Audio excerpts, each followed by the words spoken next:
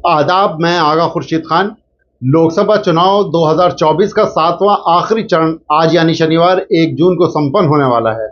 मतदान खत्म होते होते एग्जिट पोल के नतीजे टीवी चैनल्स पर चलने लगेंगे। हालांकि असली चुनाव नतीजे चुनाव आयोग 4 जून को घोषित करेगा, लेकिन एग्जिट पोल में अनुमान लगाना शुरू कर दिया जाएगा कि कौन सी पार्टी सरकार बना रही है और किस राज्य में कितनी सीटें जीतेगी। देश और दुनिया में कई कंपनियां हैं जो एग्जिट पोल और चुनावी सर्वे का काम करती हैं।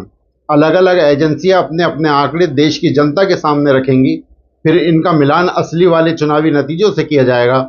जिसके आंकड़े इन नतीजों के साथ मेल खाते हुए दिखे वह एग्जिट पोल सही मान लिया जाता है। इन सब के बीच लोगों के मन में कई सवाल भी होते हैं कि आखिर ये एग्जिट पोल होते कैसे हैं, भारत में इसका क्या इतिहास है और इनके आंकड़े कितने सही होते हैं। सबसे पहले इसकी शुरुआत के बारे में जानते हैं। इसका चलन विदेशों से होते हुए भारत आया। जहां तक भारत की बात है तो इसकी शुरुआत साल 1957 के लोकसभा चुनाव के दौरान हुआ था। उस समय चुनावी सर्वे किया गया था। ये survey Indian Institute of Public Opinion ने किया था।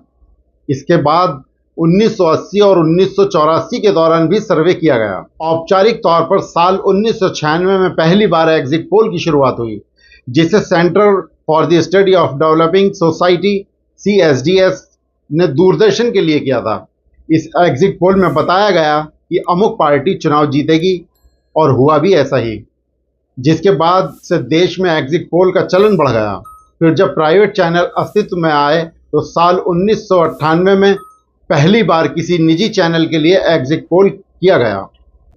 सबसे पहले इस शब्द का मतलब समझते हैं। एग्जिट का मतलब होता है बाहर निकलना। इसी शब्द से समझा जा सकता है कि वोट करने के लिए बाहर निकले मतदाता से उसकी राय ली जाती है कि उसने किस पार्टी या किस उम्मीदवार और किन मुद्दों को लेकर वोट किया है। इसके लिए अलग अलग एजेंसियां अपने कर्मियों को पोलिंग बूथ के बाहर खड़ा कर देती हैं और जानती हैं कि जनता का मूड क्या है। यह भी एक तरह का सर्वे ही होता है। आमतौर पर पोलिंग बूथ पर हर 10वें शख्स से या फिर कोई पोलिंग बूथ बड़ा होता है तो हर 20वें शख्स से सवाल पूछा जाता है। एजेंसी अपने कर्मियों को पोलिंग बूथ पर इसलिए खड़ा करती हैं क्योंकि मतदाता के मन में यह बात ताज़ा होती है कि उसने किस प्रत्याशी के लिए वोट किया है। वोटर से मिली जानकारी के आधार पर विश्लेषण किया जाता है, फिर अनुमान लगाने की कोशिश की जाती है कि चुनावी नतीजे क्या हो सकते हैं।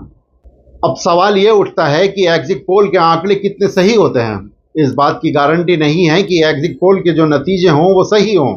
इस बारे में मशहूर चुनावी विश्लेषक और CSDS लोक नीति के सह निदेशक प्रोफेसर संजय कुमार ने उदाहरण देते हुए समझाने की कोशिश की कि इसको इस तरह से समझा जा सकता है कि एग्जिट पोल के अनुमान मौसम विभाग की भविष्यवाणी की तरह होते हैं।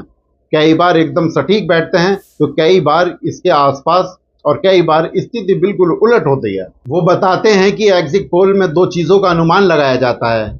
एक तो वोट प्रतिशत, दूसरा वोट प्रतिशत के आधार पर पार्टियों को मिलने वाली सीटों का अनुमान लगाया जाता है।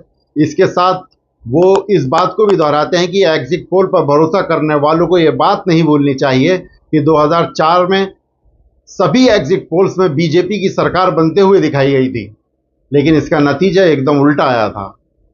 बहरहाल 2024 का नतीजा क्या रहेगा, किसकी सरकार बनेगी, ये हमें 4 जून को ही पता चलेगा।